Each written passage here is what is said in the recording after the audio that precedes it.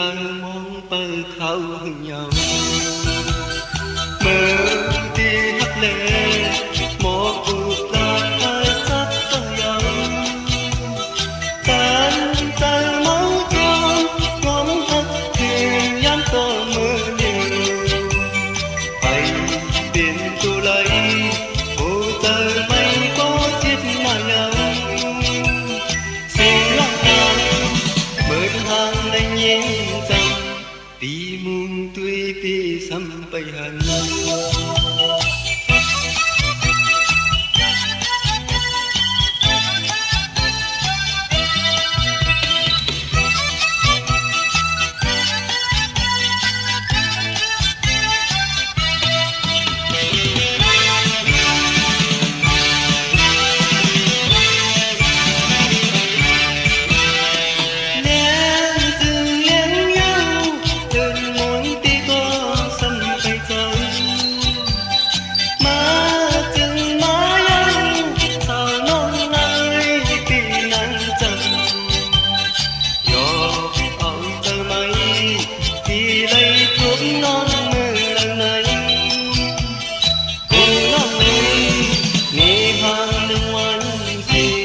bánh hơ máu non tăng tì hương mơ đi hấp lệ một cuộc là thơ chất chân gấu chân tay máu thơm ngóng hấp thuyền nhắn tô mơ liều bay biển tu lấy hồ trời mây có chiếc mà ấm sẽ ngóc ngàng mơ hàng lấy nhìn rằng đi muôn tuy đi sampai hana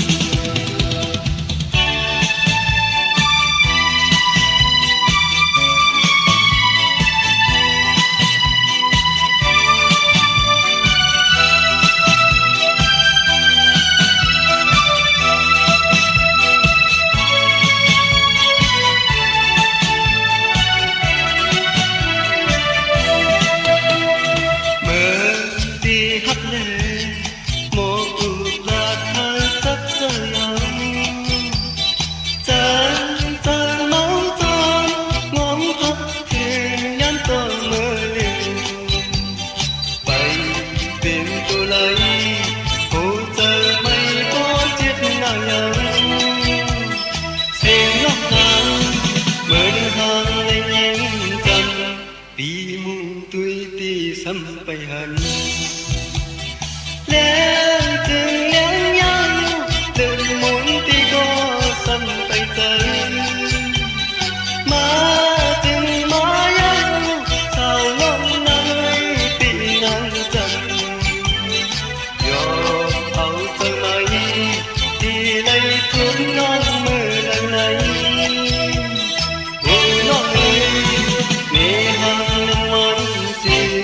bánh hơ máu non tăng tì hương